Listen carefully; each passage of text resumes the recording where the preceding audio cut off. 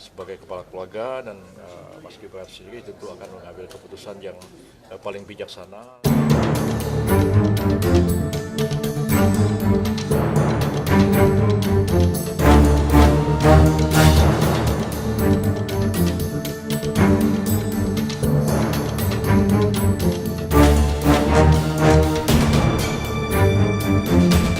Tapi saya kira putusan MK yang terakhir, yang keempat, yang nomor 90 itu memang mengubah peta politik secara drastis ya, karena memang membuka kesempatan bagi Pak Gibran untuk maju. Apakah Pak Gibran akan memanfaatkan putusan MK itu benar-benar maju atau tidak maju, ya kita serahkan kepada beliau.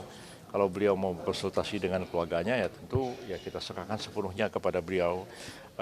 Walaupun saya katakan bahwa ini adalah putusan yang kontroversial dan mengandung cacat hukum di dalamnya, putusan ini problematik, ya kita serahkan kepada beliau dan saya percaya bahwa Pak Jokowi dan sebagai kepala keluarga dan Mas Gibran sendiri tentu akan mengambil keputusan yang paling bijaksana di tengah-tengah kemungkinan reaksi yang makin meluas akibat dari putusan yang kontroversial ini.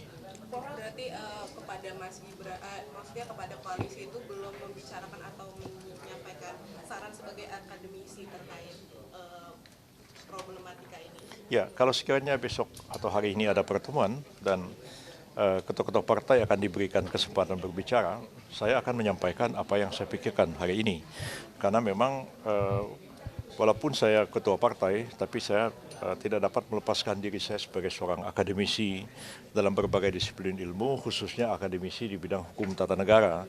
Saya tahu putusan MK itu problematik, saya tahu implikasi-implikasinya, dan kalau dilaksanakan bisa kontroversial, dan saya akan sampaikan itu kepada rapat koalisi, dan kita lihat nanti pandangan dari ketua-ketua partai yang lain, dan kita musyawarahkan. Andai pun dikatakan bahwa ya meskipun kontroversial kita jalan terus mengajukan Pak Gibran, ya saya sebagai anggota koalisi mengatakan ya saya menghormati putusan koalisi, karena dalam demokrasi itu kan orang yang kalah harus ikut orang yang menang. Jadi kalau misalnya ada 9 orang mengambil keputusan, 7 orang setuju, 2 nggak setuju. 2 yang nggak setuju kan nggak boleh ngambek. 2 yang nggak setuju itu harus tunduk kepada keputusan mayoritas. Jadi saya akan seperti itu. Saya tetap konsisten sebagai seorang akademisi yang paham persoalan ini, tapi saya juga terlibat dalam proses pengambilan keputusan politik yang sebenarnya tidak mudah untuk dilakukan, tapi harus mencapai kompromi politik di antara semuanya. Ya, PBB ya kalau misalnya koalisi tetap mengatakan bahwa Pak Prabowo mengusulkan Pak Gibran, saya sudah kemukakan pandangan saya. Jadi kalau di DPR itu kayak Meder Heights nota begitu. Jadi menjadi catatan sejarah, jadi pengetahuan umum bahwa saya sudah mengemukakan satu pendapat seperti ini. Tapi kalau misalnya mau ditempuh jalan terus, ya saya menghormati itu putusan demokratis. Tapi jangan sampai saya tidak menyampaikan apa yang saya tahu dan saya paham tentang persoalan itu. Belum tahu saya masih nunggu-nunggu juga.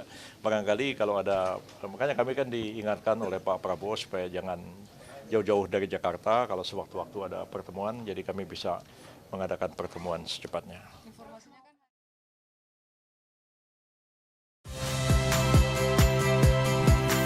Saya Tifa Solesa. Saksikan program-program Kompas TV melalui siaran digital, pay TV, dan media streaming lainnya. Kompas TV, independen, tak percaya.